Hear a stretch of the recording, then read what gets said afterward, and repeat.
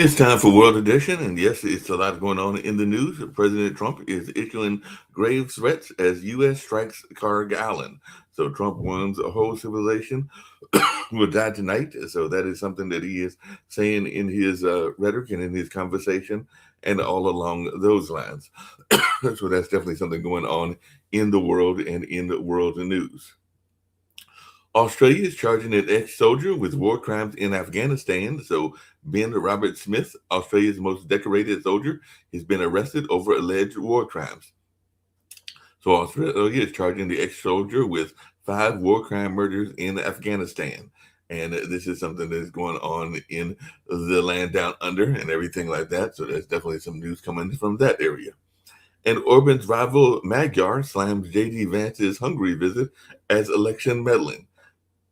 So Vance is visiting Hungary to boost Orban before election, and Vance picks fight with Europe over Orban in election endorsement. So Vance is accused EU of foreign interference in upcoming Hungarian election while endorsing Orban. So that's something that folks are talking about as well. And it looks like some Asian country ships are passing through the Strait of Hormuz.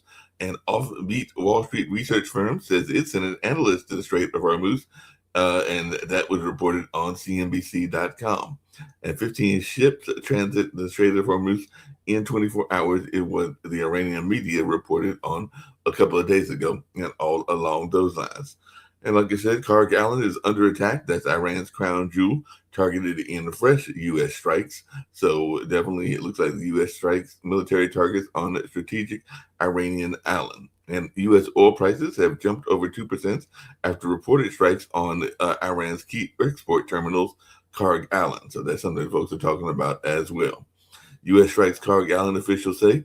Trump warns Iran a whole new civilization will die tonight if a deal isn't agreed upon. So he's definitely talking about that as well. And Trump said Iran's ceasefire proposal not good enough ahead of the deadline. So Trump's deadline looms as Iran rejected the temporary ceasefire that was proposed on yesterday. And definitely looks like Trump has repeatedly delayed deadlines for Iran, but suggests Tuesday is a final. So we'll see if it's actually final or not, and all along those lines. And Russia supplies Iran with cyber support, spy imagery to hone attacks. Russia provides Iran with a list of Israeli energy targets Ukrainian intelligence is finding. And Russian satellite imagery helps Iran strike U.S. sites across the Mideast and Ukraine and all along those lines. So Russia provided Iran with Israeli energy target list, Ukraine is saying. And definitely lots going on in that war and everything along those lines. Gunfire reported near the Israeli consulate in Istanbul. So that's something else that folks are talking about as well. One gunman killed, 2 others neutralized in shooting at Israeli consulate in Istanbul, governor says. A gunman killed in shootout near Israeli consulate in Istanbul is what officials are reporting. And Kim Jong Un's daughter drives a tank as talks accelerates around North Korea. South Korea says intelligence shows Kim Jong Un's daughter is the successor, and all in that space. And Vietnam elects Communist Party chief as president, echoing China's power, and all along those lines. So definitely that's going on. And of course, my NATO raid began with Greenland. Trump is saying, and he was reported to saying that earlier today, European allies are losing hope of keeping America in NATO. And Trump raises the Greenland dispute as he assails NATO over the Iran war. So it looks like the Vatican and the White House are on the out. So there was an article in the Free Press reporting why the Vatican and the White House are on the out on Easter. Pope Leo delivered a commanding message of peace to a world at war. So Pope calls for peace, and Trump vows hell for Iran on Easter. So maybe some contrasting messages. And Israel launches fresh strikes in Beirut as Hezbollah faces homegrown anger over new attacks and everything like that. And at least 15 killed in strikes on Lebanon as it happened. So, like I said, lots going on in the world. I'm going to bring in Rick Rogers, see what he's got going on. I think I've got another meeting going on as well, so I might have to duck to that for a second. But how are you doing? It looks like the world is just in turmoil.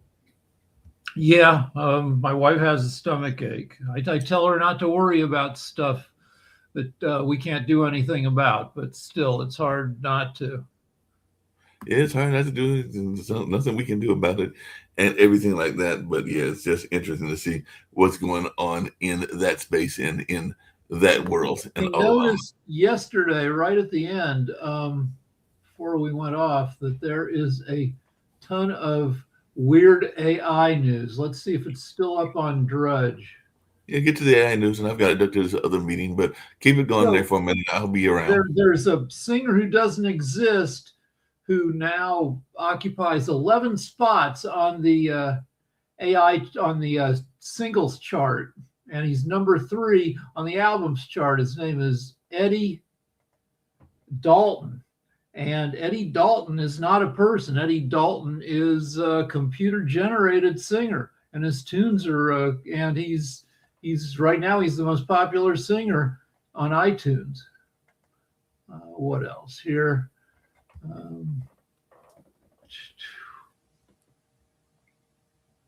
All the good weird stuff about AI went away overnight, but I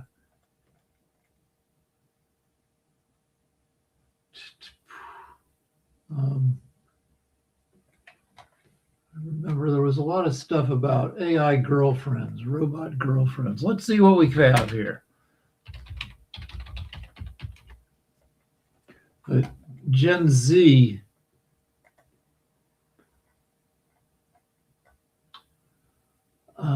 Well, Gen Z, 19% of Gen Z admits to having had an AI romantic partner, which is almost 1 in 5. Okay, so I'm not seeing the specific stories on that. Let's look at other stuff here. Oh, good news for my state, California. Has become the nation's top performing economy. And I think just surpassed, Japan as the world's 4th largest economy. So California alone is only outranked by the entire United States and 2 other countries in terms of size of economy. So, conservatives love to attack California for being, a hellacious and expensive place to live. And yeah, it's pricey. Real estate is crazy. If you want to get a place in Los Angeles, you're probably going to put in a neighborhood that's not completely shitty. You're probably going to pay about $1,000 a square foot to get a house, which is a ton. But that's in line with other great cities of the world. London, you're going to pay $1,000 and more a square foot. And yeah, we have a ton of homeless people. Los Angeles usually has about 70,000 homeless people. The state of California, I think, is second to the state of New York in total number of homeless people. But that's, okay. So, but that doesn't take away what's great about LA and California. And one thing is that we've got a bunch of taxes and regulations, but it's still a great place to have a business that does well. All right, what else here?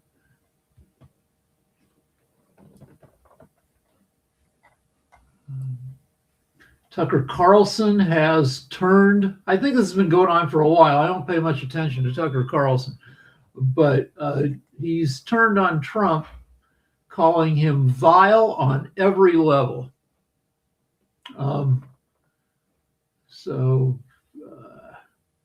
Accusing him of threatening to commit a war crime, destroying civilian infrastructure, goes against the Geneva Convention. So a lot of people are saying, blowing up all of Iran's bridges.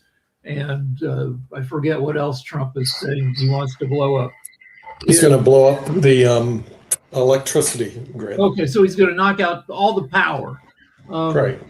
So, and messing up civilians like that goes against the Geneva Convention. Whether he will really do it, I don't know. He's been talking about all these deadlines. So, um, Well, I guess we'll know more tonight yeah. because he said 8 o'clock. So we'll see if he puts up or he shuts up. All right. So, You know, also, Iran has this Karg Island, which is right? in the Gulf, which is it's 7 square miles. It's all oil refining infrastructure, Yeah, and apparently he's been hitting that, not with ground troops yet, but bombing it. right. Gas is now up to $4.14 a gallon, nationwide average, and we're 3 weeks away from May 1st, when the price of oil tends to jump for the summer because we switch over to summer weight gasoline, which is more expensive to refine. It's less polluting. You use it in the summer, I guess, when temperatures are warmer. You don't need the I don't know, the heavy duty super polluting gas. So you switch over to the cleaner gas. Maybe it's because hot air can support, I don't know, less pollution. Because I don't know. Anyway, gas becomes more expensive around May 1st. The FDA or the EPA, which Trump controls, has given permission to sell gas that's 15% ethanol to increase the fuel supply to maybe avoid some of the May 1st price spike. In normal times, the price of gas goes up about 50 cents a gallon between February and May 1st. And we're already up like $1.10, $1.20 a gallon since in the past 6 weeks. So I guess we'll get a little bump up around in 3 weeks, May 1st. Gas may go to $4.30 a gallon national average.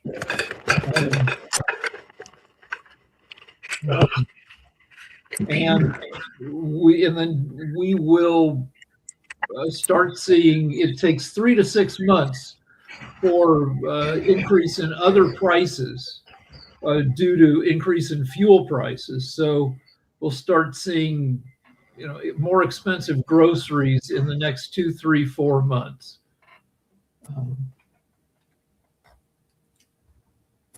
Well, my question is he going to strike these? What is the Vegas odds on him striking the let's look that up. Okay, here, I can go right to that. Let's see what they have here. This is Polymarket, where you can invest in opposite sides of a question, like when will this happen? Will it happen? So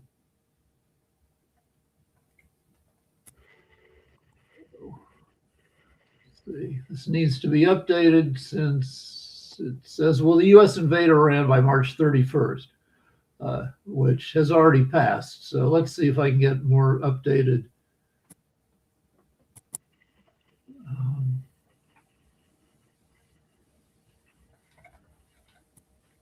Slow to load, probably because I'm using a computer from 1997. Slow to load. Well, I think that's going to be the important thing of the week, is whether or not he's actually going to take down the grid of the Iranians like he says he's going to do, which will be very interesting if he does it. I have no doubts the U.S. can do it. They have the... All right, so here's the odds. U.S. forces enter Iran by the end of this year. 100% betting action. Yeah.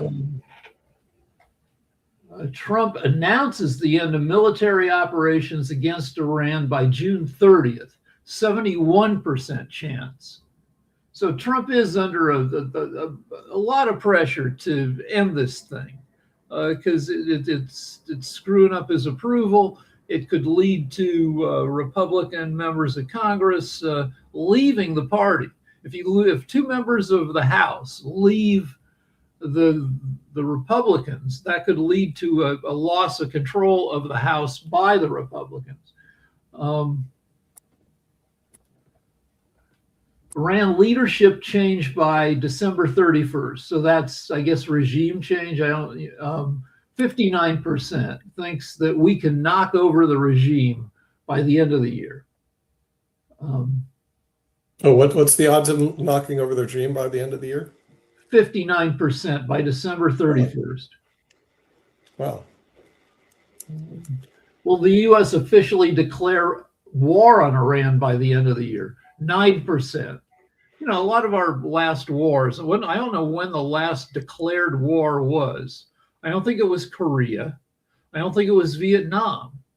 And I don't think we declared war in 91 when we went to war against Iraq, nor in 2003 when those were all just unofficial wars. I don't know. But well, they called in Vietnam, they called it a policing operation. Yeah, a policing operation that went on for what, 14 years? Yeah. So it is a little different. See, my thinking is that if he bombs their infrastructure, which he'll probably do, that it's going to create a lot of havoc in the international markets. But since he's the king of chaos, have no doubts that he will bomb the infrastructure tonight. Yeah, because he can't. In other words, what's stopping him from doing it? And how hard is it? Now, what gets me is, though, that's not going to slow down Iran because he has to get rid of the Iranian Revolutionary Guard. That's the group of the troublemakers, and they claim to have 7 million, but they claim to have 14 million people. The press say they have 7 million, but what we're showing is they have 144,000 troops that are part of the Iranian Revolutionary Guard. Yeah, those are the internal police. That if you go out in the street and protest, the people who are going to arrest you, shoot you, put you on trial, execute you. About 150,000 of these guys. Right. They're the ones who've killed in the past 6 months 30,000 of their own citizens. Right. But shouldn't he direct his aggression toward those people? Yeah, but I don't know how you do that because those people. Well, they surface. I mean, I was thinking about that. You know, Iran is not like Vietnam where you can hide in the underbrush, assuming you can today because of technology. They surface. In other words, once they surface, then you take them out. I mean, it's just the way it is. But it's got to be a very bloody, operation to do that. And I don't know if it looks like he's doing it. I think what they're going to do is they're going to take out infrastructure, which. So I looked up how many bridges in Iran, how many major bridges. I don't know. AI tells me you got 185 bridges that are longer than 300. They're longer than 100 meters, 330 feet. Yeah. Well, the thing is, those are easy to take out. So, you know, if you want to take the low-hanging fruit, you take out bridges. And I don't know why that's a big advantage in a war to take out bridges. It doesn't make any sense to me. And you take out the electricity. Now, the electricity creates havoc among all the people. I can't imagine that bridges are that important in a desert country. It's not like the country is chopped up by a bunch of waterways the way you know the Netherlands are. I see. So, but in either case, I don't think you're progressing by taking out bridges and you're taking out the electrical units. I just don't see them going anywhere with that strategy. I hate to say it, if you want to go somewhere, you got to take out the people. And, you know? Well, in the Vietnam War, a phrase used often was hearts and minds, which is that if the U.S. was fighting on behalf of South Vietnam, which was a capitalist government fighting the communist North Vietnamese government, but the deal is that they were also fighting to, you know,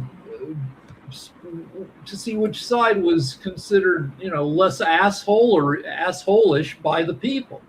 And the U.S. did not win that battle either in Vietnam. And if we take out their bridges, their infrastructure, their power in Iran, so a huge majority of the Iranian people hate the Revolutionary Guard.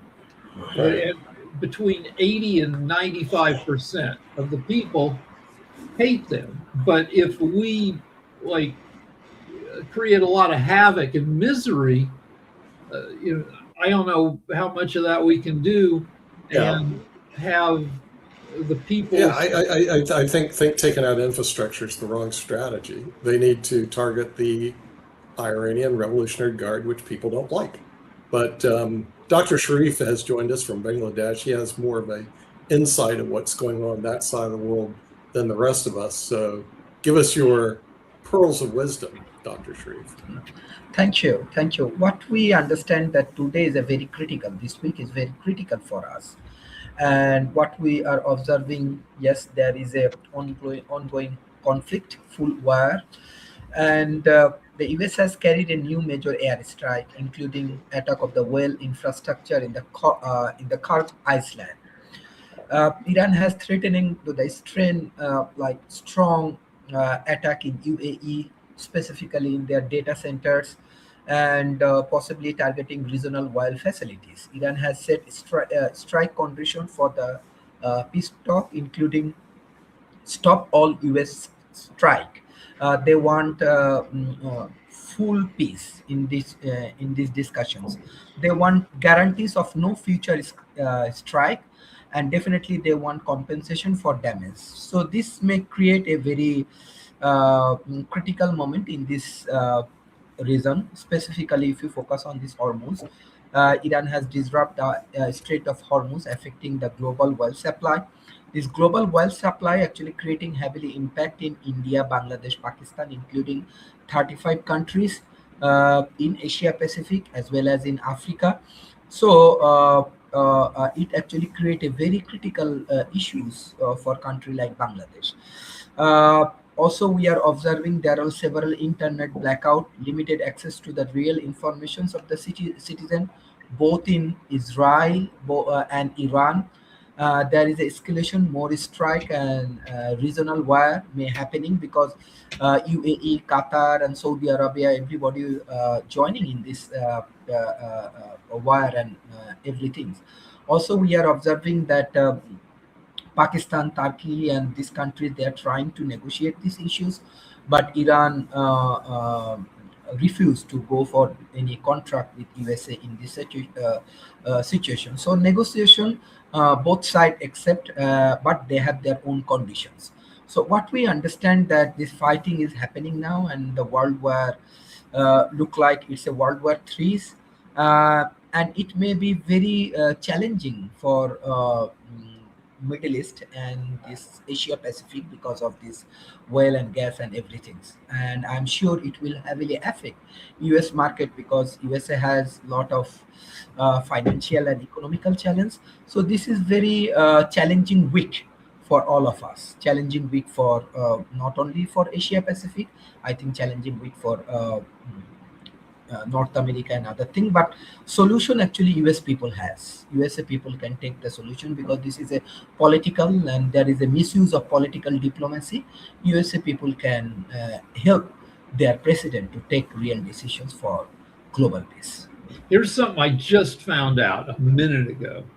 So, Afghanistan is any country trying to invade or take over or subdue Afghanistan has problems because Afghanistan is extremely mountainous, and it's just hard to fight across mountainous terrain. It's easy for the locals to hold the land. I thought Iran was just this big desert expanse because you think Mideast. Just looked it up, and Iran is 80% mountainous. And that's, I just asked how easy would it be to fight the Revolutionary Guard, and they said one reason it would be hard is because it's all freaking mountains, and it's hard to fight in mountainous terrain.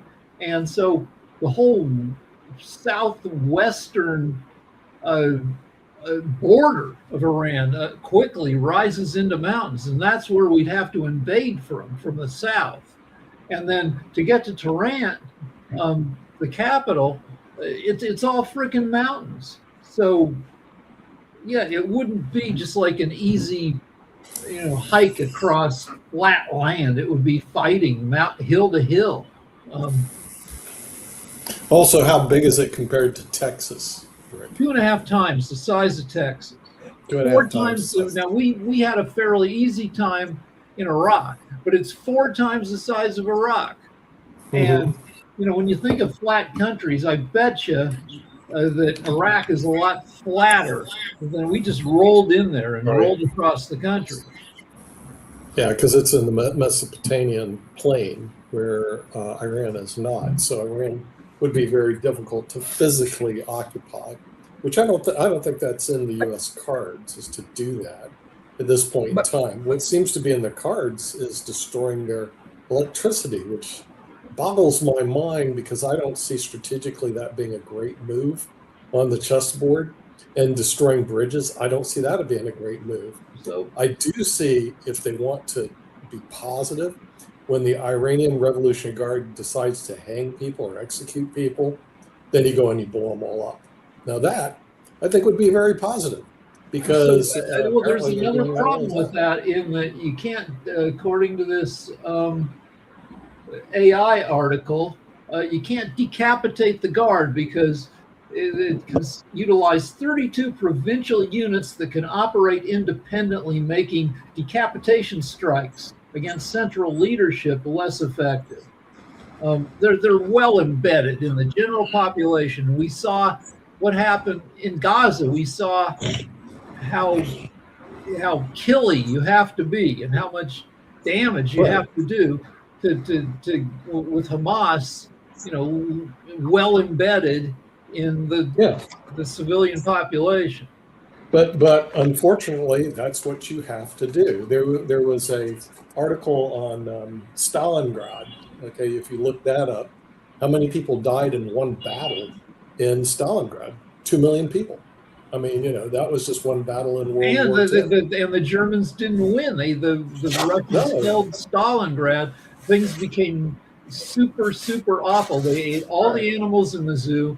There were many instances of cannibalism. They ran out of everything, but still they held out against the Germans.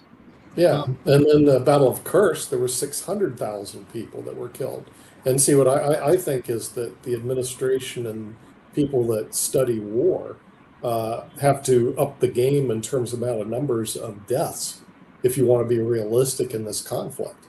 Well, okay, but you have 2 people in charge, Hegseth and Trump, who haven't really studied war.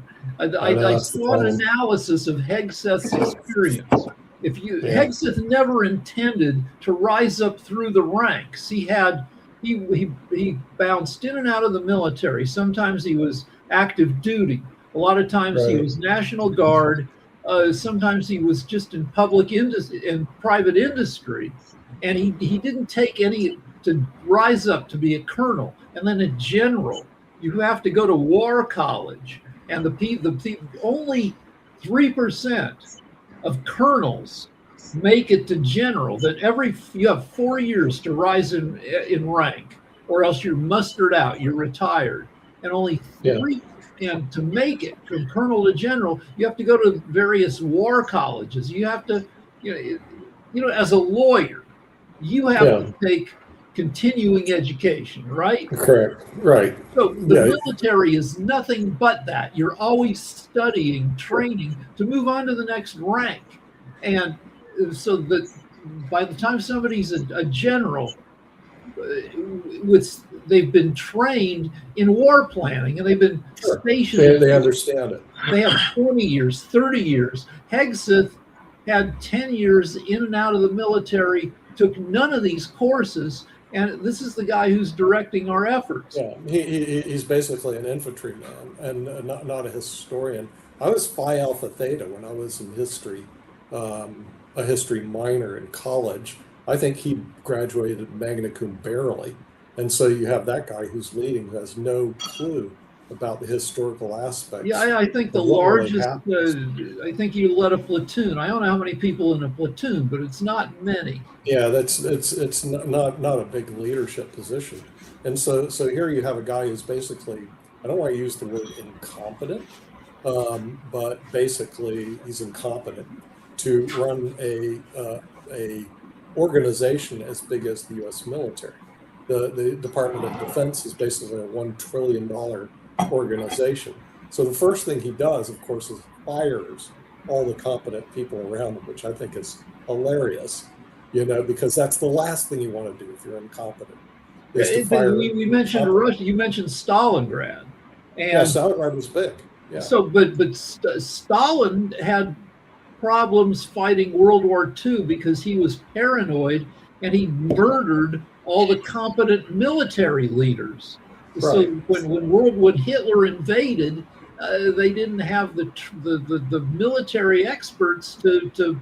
It took a year or two for them to develop any kind of expertise, and those were years in which, Russia lost, as you said, millions of people. So the administration is shooting them by the hip type of leadership. And so what they're probably going to do is do something that is dumb, you can count on it, which is to take out bridges, which will give them no advantage whatsoever, and then take out the electrical plants, which will also give no advantage whatsoever, as opposed to striking the Iranian Revolutionary Guard, which will give them tremendous advantage. And I just think that this thing is, I'm keeping all my money out of the market because I think this thing's going south real quick, starting tonight. I mean, it's just going to be stupid because all the support they have by the Iranian people will vaporize overnight when you start pulling moves like that. They're bad moves on the chessboard. That is not the moves that you make if you're a grandmaster. That's a move you make if you're a Potser, And so, I mean, we'll see what happens. But my well, all right. So if you were in Hegseth's position, what would you do? Ground invasion? No, the ground invasion, you're just going to get. It's not going to do it. What I would do is I would use the air strikes to first go after any place where there are missiles that head toward us, because we have the technology to find it. Number two, I'd go after the Iranian Revolutionary Guard en masse and be brutal about it. I would not hesitate to take out 100,000, 200,000 people, not whatsoever. But okay? if you take out 100,000 people, 100,000 to 200,000. We know from looking at Gaza and looking, like Sasha will tell you, that to take out one Revolutionary Guardsman, you're going to incidentally take out one regular person for every guardsman you take out. There's collateral damage. War is not it's not a clean exercise. I mean, when the United States, remember, the United States is great in dropping bombs.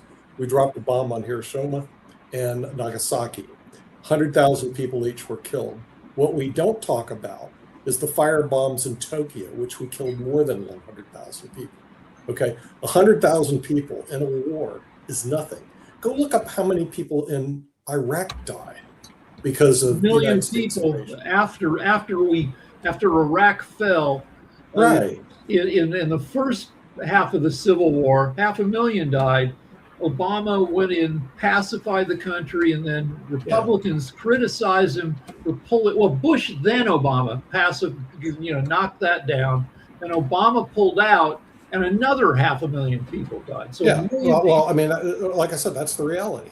This is the reality, and none of the news stations are talking about this, which boggles my mind, because it's the reality of the situation. And I don't know if anyone addressed the Donald saying, look, are you willing to kill 200,000 people or 250,000 people? If the answer is yes, the U.S. will win the war. If the answer is no, what are we doing here? I mean, seriously, you might as well pack up your bags and go home, because that is the reality. That's the history. That is just pure business, whether you like it or not. And Jacoby can jump up, oh, you don't care about, you don't care. No, that's not what you care about. It's just the numbers, baby. Initially, if you decided to do a surprise strike against the Revolutionary Guard, you'd have to blow up their buildings in every major city. And That's then correct. once you do, and so say you manage to kill 30,000 of them, and incidentally, you kill another 30,000 of people who aren't part of the Guard. They're women, children, men who aren't part of it. Right. And then the Guard sees what's going on. Then they disperse. They don't hang out at headquarters anymore. Then they spread out. And then for every Revolutionary Guard person you kill with more bombing, then you're going to kill 2 civilians. Yeah, it'll become increasingly more difficult. But Sharif, you have a comment on huge amounts of people. Yeah, actually, what I understand from this war and other things, USA do not have enough study about this Iran and other things. That is the creating most challenging part for USA, for Israel, even for the global community. Look, if you see this conflict, definitely Iran is protecting, right? Iran actually taking lots of initiative. And I think that USA militaries and USA people, they do not think that they will move in this way. Actually, there are 3 things. The global media, I think the defense strategy, and everybody actually avoiding about Iran. Number 1, their financial strength. Number 2, their technology, specifically for the missile. And number 3, their political complex process. So Iran, long time, long time, USA actually gives them economical barrier and so on. So Iran actually identify their own financial solutions. So Iran political military strategy is shaped by the sanction and regional rivalry and so on. And so it has explored using cryptocurrency to bypass financial restriction, even trade weapons, lowering transactions barriers. At the same time, if you see these Iran missile revolutions, Iran and North Korea maintain the long-standing missile cooperation, exchange technology, component, expertise since 1980s, which is another technological advancement Iran get. And I think USA or Israel, they do not imagine this kind of challenge may happen. These partnerships help Iran develop cheaper and more efficient missile system despite the sanctions. And another thing, this is another misunderstanding of the US media and US political institutions and so on, that politically Iran operate a very complex hybrid system combining religious authority, elected institutions, allowing centralized strategic decision while maintaining limited democratic process. So together, these 3 elements, what I'm discussing, number 1, the financial barrier, they create cryptocurrency because they have a lot of oil and gas, right? And they can create cheapest cryptocurrency for all of their people. So long time Iran take preparations, USA overlook it. So Iran actually identify the system of the system. In between system, they identify the weakness and they go for cryptocurrency. The same way in the defense system, they do focus on this relationship in between Russia and North Korea, and they do go for research and innovation and cheapest missile and so on. And definitely what USA actually assuming that 80% people gonna support this US military and so on, practically it's almost impossible because they have a combine of religious and political complex system. This is not so easy. Like Iran tried to kill this Khomeini and they think that they destroyed the whole system. This is not like Venezuela. Even this is not like Bangladesh. This is Iran. Iran has a very, very complex system. I am observing last 35 days different medias and other things and so on. I'm sorry to say most of the medias and other institutions, they do not have understanding these complex procedures of number 1, this economical revolution, what Iran has. Number 2, this missile revolution, what Iran has with this Russia and North Korea. Also, they do not have clear understanding this political system of Iran. So this is the 3 I want to say the pillar for Iran, and USA definitely has to face a lot of challenges to probe Iran totally. So That here's is what why US actually struggling, and it's almost impossible. here's what It's almost Trump impossible posted. for USA. The first shows I say, yeah, Iran has 5,000 years of political and culture and all of the things. So Trump posted this on Truth Social, I don't know, 12 hours ago.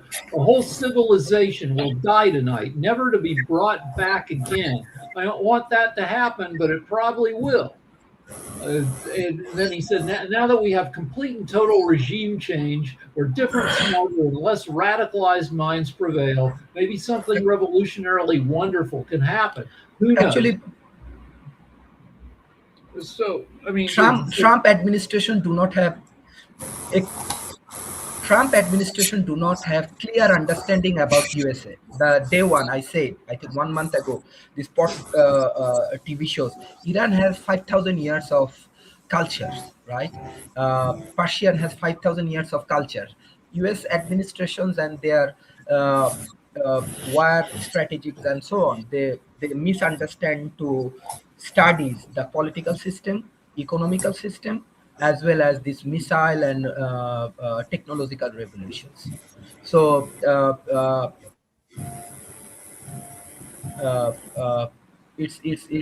it's almost impossible to destroy whole Iran. So we talked about you've got 200,000 Iranian Revolutionary Guards in the little bar down there. So yeah, Right. it's around 150, but they can pull more people into it because they have Yeah. 610,000 regular army soldiers. Yeah.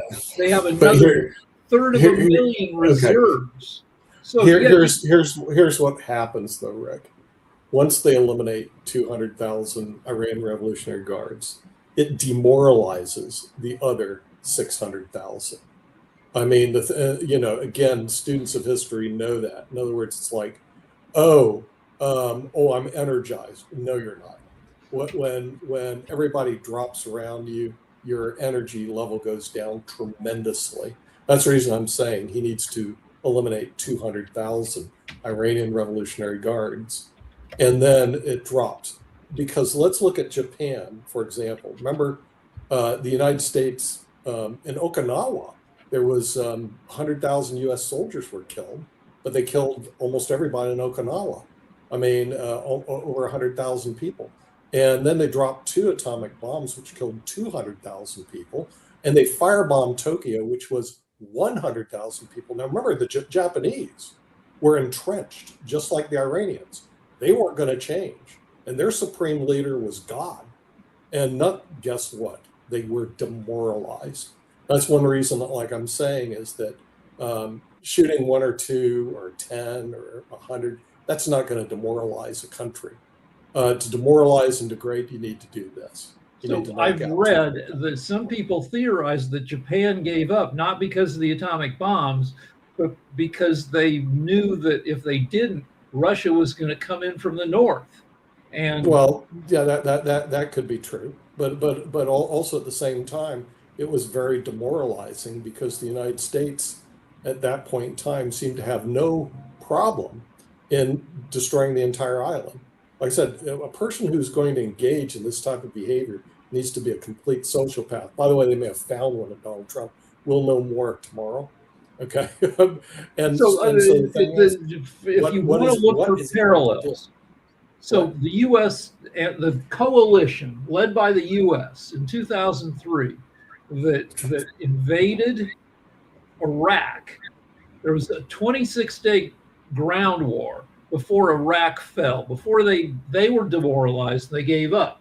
And to do that, the Allied, the U.S. forces only killed between 11,000 and 15,000 Iraqis, including between 1/4 of those were civilians. But it took 4 weeks. They gave up. They folded, and we're talking with less than 1/10 of the casualties. We're talking for Iran. Right. It was 15,000. in Iraq. Yeah. The civil war that came later killed 1 million. You're talking about sending U.S. troops in to kill 10 times that number. No, I don't think you need to do U.S. troops. You have enough aerial capacity to knock out 200,000 Iranian Revolutionary Guards. But like you said, you're also going to have collateral damage by the Iranian people. And who knows how many of that's going to be, 100,000, another 200,000? We don't know. But at that level, what happens, it demoralizes any leadership whatsoever. And unfortunately, that is what you have to do if you want to change what's going on over there. Other than that, you might as well pack up your bags and leave. Nothing's going to happen. And knocking out the electricity isn't going to do anything. Unfortunately, it's like this. War is health. I think Sherman said that in the U.S. Civil War. It's health. Okay. So the thing is, are you going to do this or not? And I guess we'll know more tonight. My belief is that Iran isn't going to change their position. They're going to hold tight. Okay. So it'll be up to Donald to make the move on the chessboard.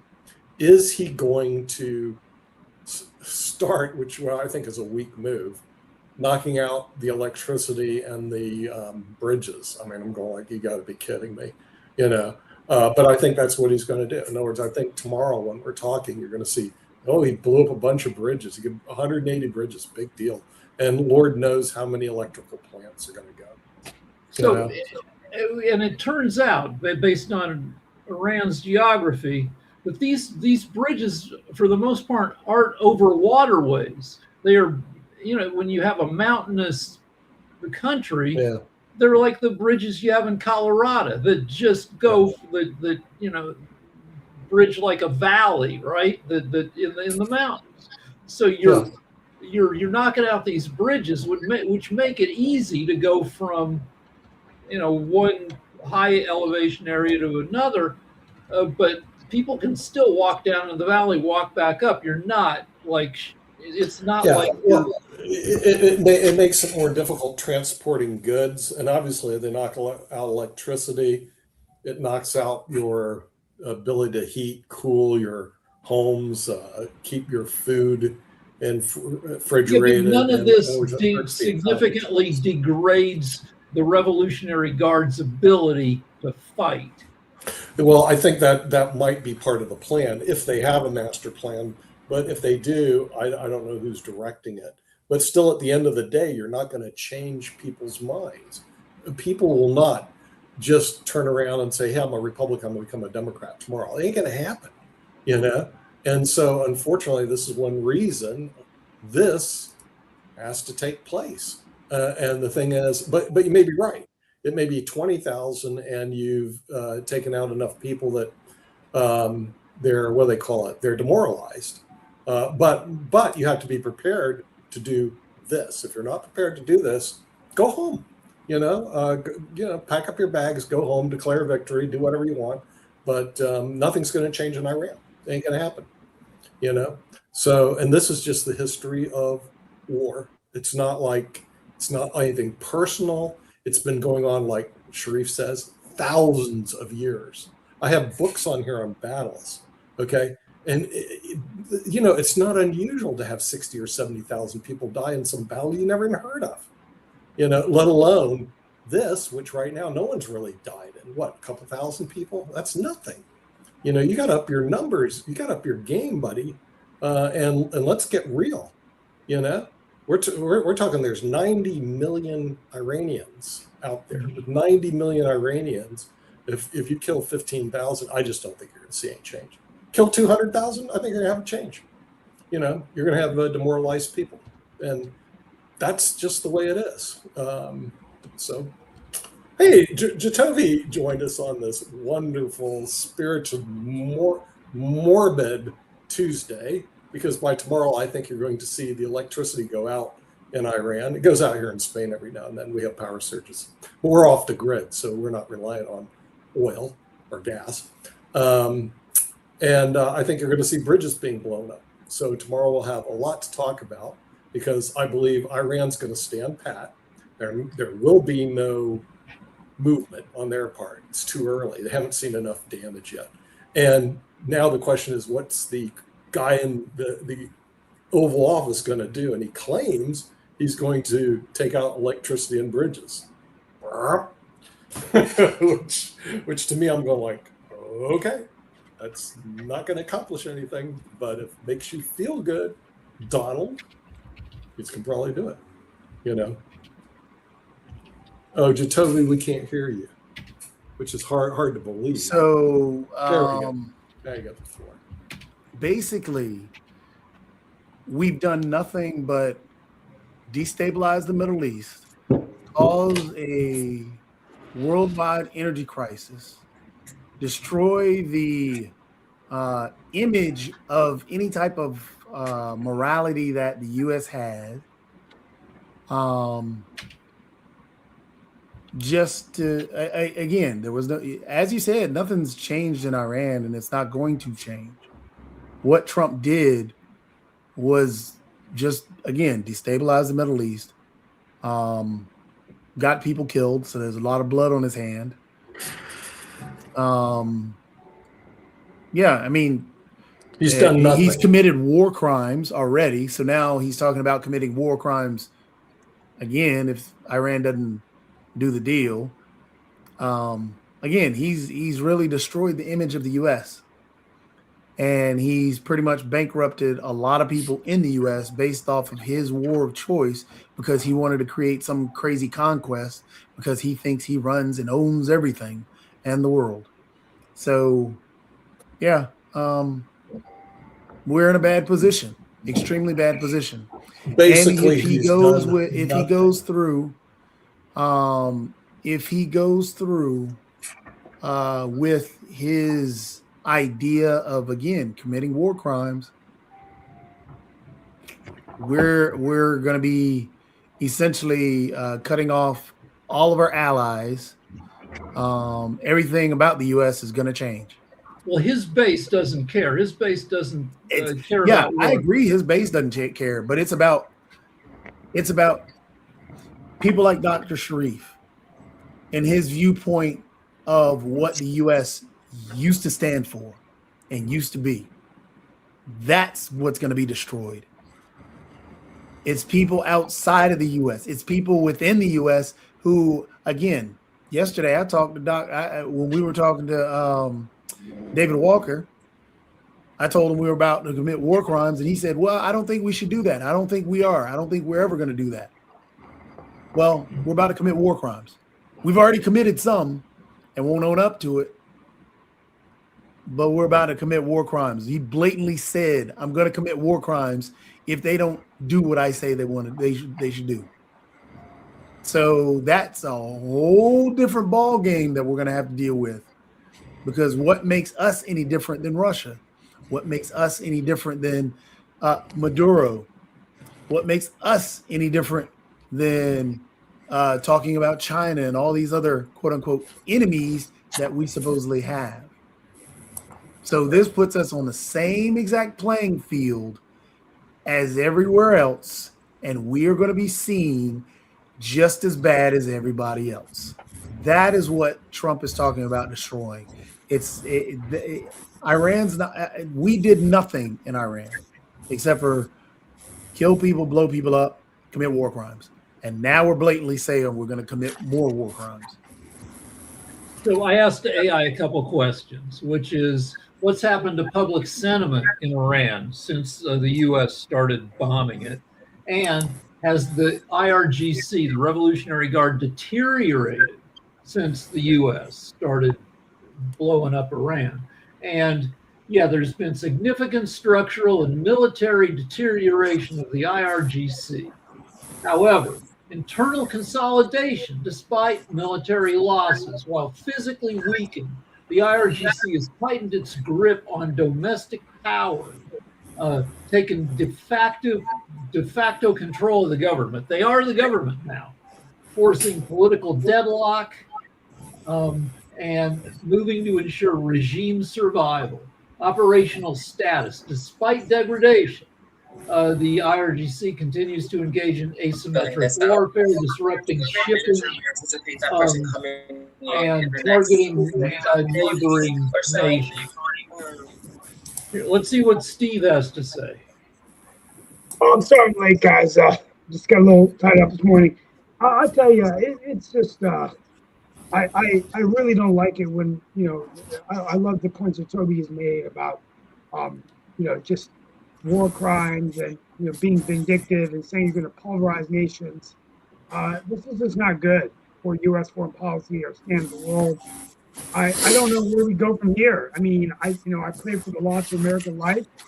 I pray for the troops, the families. But I think the midterms are going to go Democrat. But you got to worry about the president of the United States in 28. And that, to me, is the biggest concern I have is how is the party going to unite around somebody that can take out Trump if he does one again, or J.D. Vance. But right now, Kamala Harris is coming here next week. There's a rumor she's running again. You got Buttigieg running. You got Bashir. You got Newsom. You got Cory Booker. You're going to have 15 Democrats running, and I think that's just going to divide the party. And then we're going to be here in 28 with a Republican in the White House continuing the same issues. So, well, you're going to need. I disagree that there's going to be a huge. I mean, we're 3 years away from that vote, and yes, there's going to be the everybody. I mean, when we had multiple people going in or starting 2-3 years out before, I think right now everybody is frustrated. Everybody is upset. I mean, when you lose, that's what happens. And in 2024, that's what happened. And because Kamala Harris did a decent job in terms of running. I mean, she did what she could in 100 days. And what ended up happening, what she ran up against was a tsunami of a ton of other things that were out of her control. What happened was the only reason Trump won, because truthfully, the public sentiment was against the Biden administration to start with, but she had started to change that. But until because when you watch if you go back and look at the timeline and actually look at all the polling, you saw Kamala Harris catching up on the polling. The key points, if you look at the timeline, look at when the first assassination attempt happened. You see the public sentiment switch. You see that became a calling card for Trump and his base, and then the public sentiment started changing. When the second assassination attempt happened, again, public sentiment started pulling away from her. Those are the key moments of the actual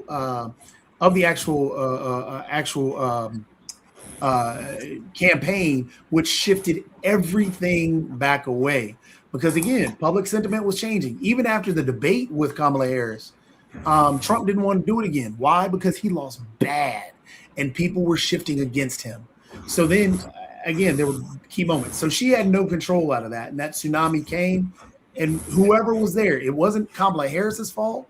It was just anybody who was running against Trump. They played that card, and that card got him voted. That card got him in. I think whoever the Democratic candidate is going to be, they're going to have to be as belligerent as the Republican candidate. You're shaking your head. No, but Harris ran a campaign of hope like Obama, and it was like swamped with bullshit from the Republicans. Newsom is pretty belligerent. And well, I think you're going to need, and we know Vance, if he's the candidate, will be belligerent. The only reason I don't think you have to go the belligerent route, again, Trump is a unique individual in this political sphere. And even when he went belligerent, he wasn't winning votes. It was not until those assassination attempts that everybody turned off everything that he said, and it was, hey, I'm voting him. And then on top of that, the country itself is tired of the belligerence.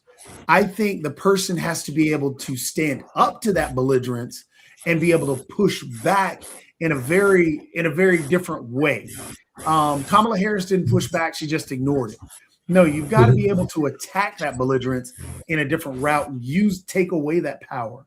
So when they're laughing and joking, I mean, honestly, the the best analogy that they could use and they could study. And honestly, it is, I mean, it's a real world thing, but in movie form, 8 Mile. The last battle rap scene is actually what should be studied, because what happens, and honestly, battle rap within itself should be studied as to how you're going to respond, because you can give a different perspective. And when somebody's coming at you, you take away that power. You tell them, okay, you're going to tell me that I wanted all these people. I mean, I wanted all this and I wanted this. You're saying every day you go out there and tell everybody that I want that the Democrat Party wants all these 200, that wants these criminals in. But really, I'm agreeing with you. I don't want criminal. You've got to be able to take away that power. Right. That they're So already there are parallels where after Vietnam and Nixon, the country was very tired of that, and they elected this like old school Christian guy, Jimmy Carter, who was came across as kind of wimpy. Though if you look at his record, he actually wasn't, but he told people to in the winter, put on a sweater, turn down your thermostat. People hated that. Reagan came in along with the SU, like Jimmy Carter wanted people to burn less by fuel. So saying goodbye to my wife. And Reagan said, the hell with that. We're coming back strong. So for 4 years, we had a wimpy message. And then Reagan came in and gave us SUVs and Morning in America. So there might be a window. If this war turns out shitty enough, there might be a window for a more peaceable candidate. Well, I guess we don't know yet. Mhm. And we'll know tomorrow, because we're at the hour and Mark is telling us we have to go. So we'll All see you right. tomorrow. Hey, Mark, we're going to do a show on On Sunday.